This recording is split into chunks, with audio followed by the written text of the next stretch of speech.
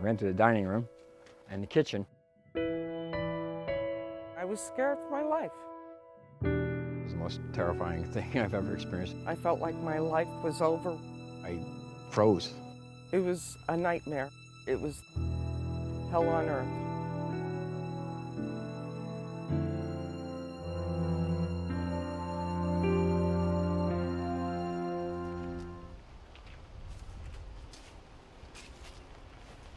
On February 1st, 2015, I survived a devastating house fire that destroyed not only my home, but everything I own in it. I woke up that morning and had turned a space heater on. It wasn't very long afterwards that I noticed the room seemed very hazy. It didn't really alarm me, but it was enough to make me look around. When I opened this door, I saw the most terrifying thing I've ever seen in my life.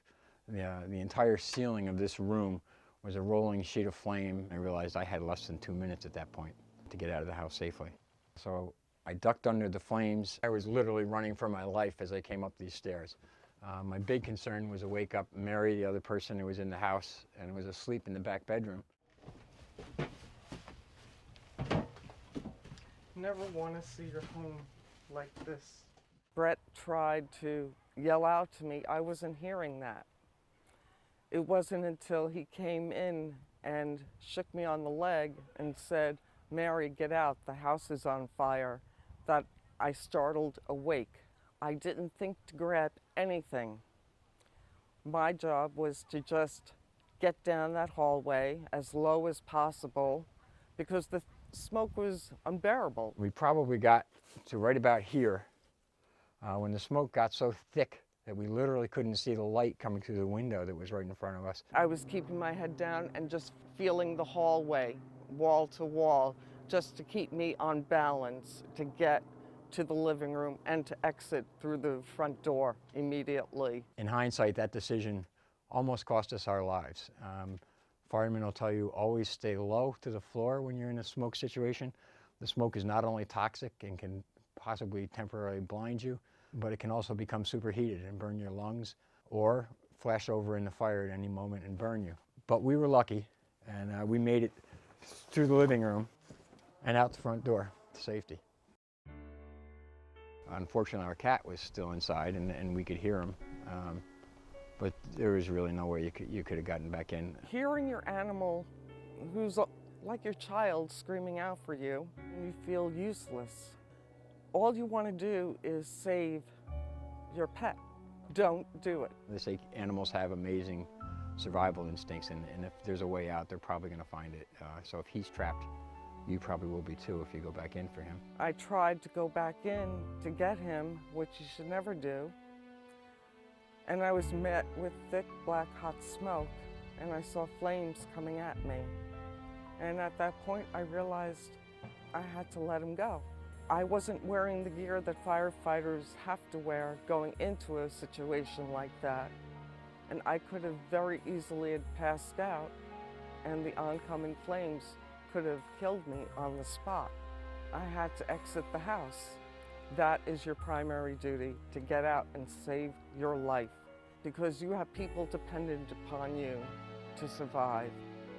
And they would be far more devastated if you were gone than your pet. Right outside my door, less than a foot away from my door, was a smoke alarm that didn't have a battery. Had it had a battery, it easily would have given me several minutes warning. You don't really have that much time. However much time you think you have to get out of a fire, it's probably less than half that. Not having that early warning almost cost us our lives. Fall back, spring ahead, change your battery in your smoke detectors. Make sure that they're working. It was horrible that it didn't go off the morning of our fire. Practicing a drill, it becomes instilled like second memory. You're waking up and you're finding your home on fire. You're seeing the blaze. You can very easily go into a panic mode. What the fire department refers to as EDITH, exit drills in the home, is probably one of the things that saved my life that day. You really should regularly practice getting out of your house in an emergency. Plan to have a place to gather once you get out so that you know that everybody is out of the house. We practiced that there was a fire in the house and we all met outside here on the front lawn.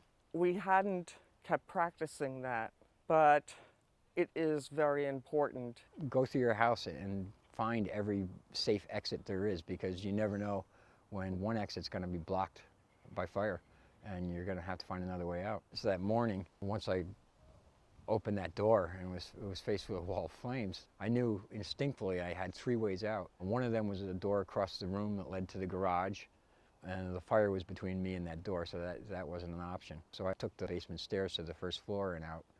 But because I had thought that through earlier and practiced it at least once, it was instinctual. Practicing Operation Edith is training for your life. Once the fire hits, it's like going into second gear. At the top of these stairs was a door.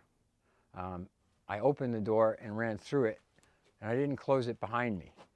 One of the safety tips the firemen gave us later was always close any door or window behind you as you're leaving a fire. It helps slow the flames, it helps slow the smoke, and deprive the fire of oxygen. The fire has many fuel sources like flat screen TVs, things that can really charge it up faster and faster.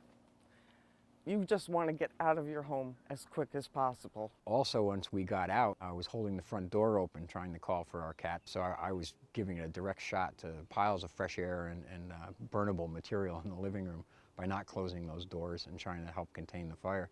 I saw like the smoke rising, and I was trying to stay lower than that smoke just so I could breathe. I wasn't crawling, and they say to crawl, but I just wanted out of there. The cause of our fire was an uncovered junction box in the ceiling of our basement. In fact, there was no cover in that junction box that allowed either a spark or melting insulation to fall into the ceiling and ignite it. So again, it's a great tip that if you're going to have electrical work done in your home, you either have it done by a licensed electrician or at least have one look it over when you're done. After we got out and the fire department had put out the fire, we were literally standing on this street with nothing but the clothes we left the house with. All I had on were my pajamas and socks. People were coming over with clothing and shoes to give me. My wallet with my driver's license, my social security card, all my credit cards was lost. Birth certificates were gone. And you never really realize how much you need those documents until you don't have them. It's a good idea to keep copies of all those things at a neighbor's house, at a family member's house, just so you don't find yourself in the same situation we were. As a rule now, I keep a change of clothes in a backpack in my trunk, just in case I ever face this again.